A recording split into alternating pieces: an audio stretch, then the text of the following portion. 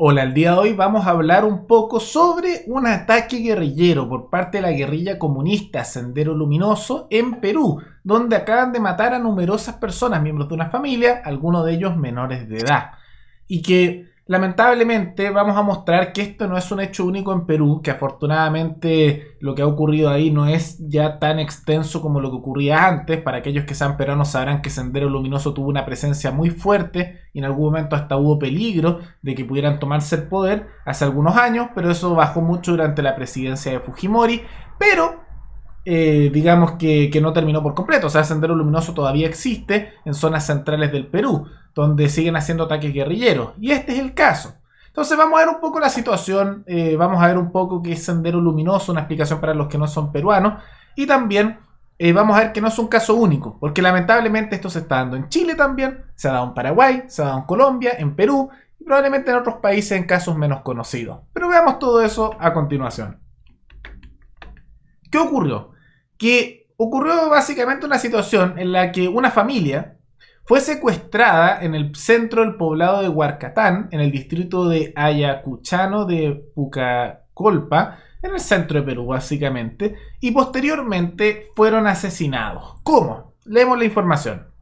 En el camino a la zona conocido como Patacancha, a 2 kilómetros de Huarcatán, uno de los secuestrados logró escapar, pero los subversivos torturaron y asesinaron a los otros 4.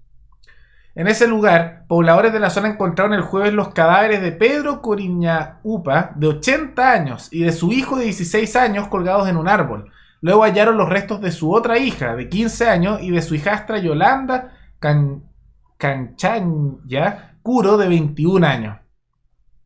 Los mataron.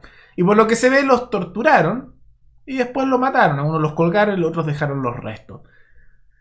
Una situación terrible. ¿Pero quién hizo esto? Porque uno diría, ¿quién lo habrá hecho? Leemos lo siguiente. Los asesinos perpetraron los crímenes bajo el mando del camarada Fernando. Uno ya escuchando la palabra camarada se hace una idea un poco quiénes son, ¿no? Quien a su vez recibe órdenes del camarada Antonio, uno de los más sanguinarios de la facción de Sendero Luminoso que opera en el BRAM, señaló una fuente policial. Eso está en el centro de Perú. El cobarde ataque responde a la estrategia de Víctor Quispe Palomino, quien encabeza la facción terrorista conocida como Sendero Rojo en el BRAM. Entonces son los remanentes de Sendero Luminoso, que vale la pena tomar en cuenta que era una guerrilla que sigue existiendo, aunque mucho menos fuerte de lo que era antes, marxista, comunista, que hacía ataques terroristas muy fuertes, asesinando a muchas personas en Perú, y que en su momento tenían un gran nivel de poder. Eso sí, durante la presidencia de Fujimori, y aquí también en esto tuvo una participación bastante fuerte Hernando de Soto, que ahora es candidato presidencial para la presidencia de Perú, se logró eliminar sustancialmente la amenaza de Sendero Luminoso. Tanto así que incluso Abismael Guzmán, que justamente tenía un rol importante ahí, criticaba mucho a Hernando de Soto y decía que lo odiaba por el rol que tuvo en la destrucción de Sendero Luminoso. Pero a pesar de que eso haya ocurrido, podemos observar que lamentablemente siguen ahí. Por ejemplo, esta noticia es del 2020, esta otra. Se detuvieron en su momento 70 presuntos miembros de Sendero Luminoso tras un operativo en el Perú. En el año 2019, cae Chapo peruano, mando de guerrilla Sendero Luminoso arrestado por planear ataque terrorista. Entonces, a pesar de que haya disminuido sustancialmente el nivel de acción o el poder que tiene esta guerrilla, no ha desaparecido por completo. Todavía existe y todavía se hacen ataques terroristas contra civiles, todavía se hacen ataques terroristas contra otras personas, todavía hay una guerrilla comunista actuando en Perú, aunque con menos fuerza que antes. Y lamentablemente, esto no es algo simplemente de Perú, sino que se puede extender a otros lugares. Lo vimos en su momento. En Paraguay hay una guerrilla comunista actuando que se llama el Ejército del Pueblo Paraguayo, que tiene secuestrado al un ex vicepresidente de ese país. En Colombia, conocida, que actúa tanto en Colombia como también en Venezuela, la FARC. Y también el Ejército de Liberación Nacional, ambos guerrillas comunistas de extrema izquierda que hacen narcotráfico, ataques terroristas, ataques con guerrillas, se toman territorios y asesinan personas. Entonces hay una cosa común de que lamentablemente este tema medio guerrillero no ha desaparecido por completo.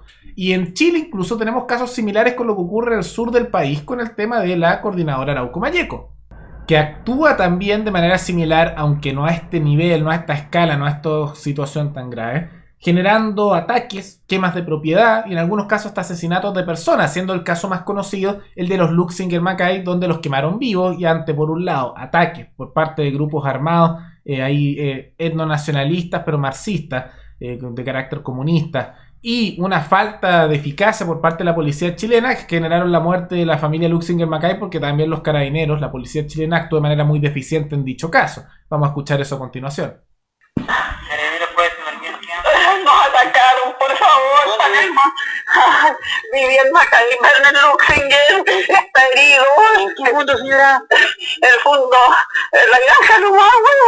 La granja fue atacada. Sí, la granja La granja fue Lumagüe. atacada. El señor Luxinger está lesionado. Werner Luxinger. ¿Y este comandante que llegamos, señora? General López, 5 kilómetros.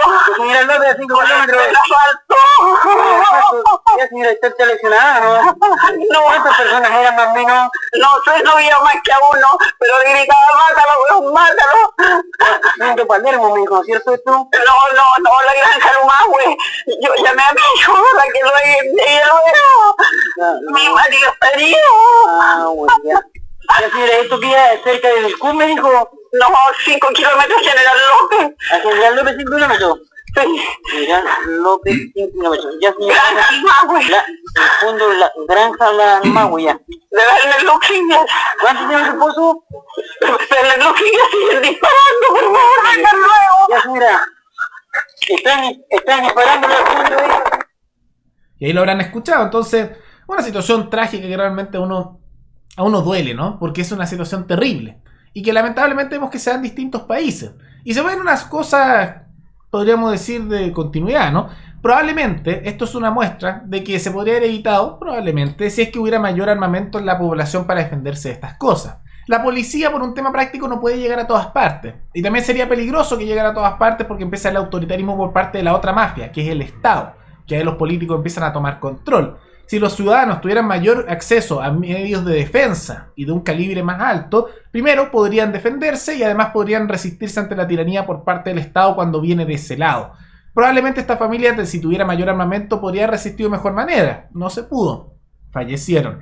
Lo mismo pasa con otros actos que se dan, o el caso de Paraguay o en Colombia misma. Porque hay lugares que son más bien aislados, donde la policía no llega mucho. O zonas donde el crimen tiene tomado una zona y por lo tanto el ciudadano, si quiere defenderse, tiene que hacerlo por sí mismo. O que se puedan organizar ellos. Pero ahí está un poco más la respuesta. No tanto en esperar que el Estado solucione estos problemas, ni que vaya a hacer un arreglo mágico, sino que al contrario. Hacer las preparaciones para que la misma comunidad tenga los medios para defenderse ante estos hechos. Porque yo les aseguro que gran parte de estas personas tienen círculos de amigos, de familia, o tenían porque están muertos, y se podrían haber organizado. Pero muchas veces esto se restringe por parte de los estados que les gusta mantener el monopolio de la fuerza, mientras bajo sus narices guerrillas armadas con armamento de guerra, y en el caso de la FARC con armamento que viene desde Rusia, miren qué sorpresa, hacen sus estragos. Y es una situación terrible. Y en Chile vemos algo similar, donde han intentado armarse y defenderse habitantes de la zona, en la Araucanía, y el Estado los termina castigando a ellos y desarmando. Y a la vez que lo atacan estos otros grupos guerrilleros. Entonces es una situación trágica que no veo que se vaya a arreglar pronto. Yo creo que la solución va con el tema de la autonomía local y darle el armamento a los ciudadanos locales para que puedan defenderse, permitirles el acceso a medios de defensa. Pero probablemente eso no ocurra porque los estados no quieren soltar el poder del monopolio de la fuerza y quieren ellos controlar las cosas. ¿Pero qué piensan ustedes? ¿Qué les parece esta noticia? ¿La encuentran tan terrible como lo encuentro yo? Tal vez algunos lo justifican, quién sabe, de repente hay uno que otro comunista loco dando vueltas por acá, aunque sería un poco masoquista un comunista dándose vueltas por acá, pero bueno, pueden comentarlo todo eso abajo. Y recuerden que me pueden recomendar algún tema, alguna noticia, tanto de Chile como de otros países, para otro video. Nos veremos en el siguiente video. Hasta luego.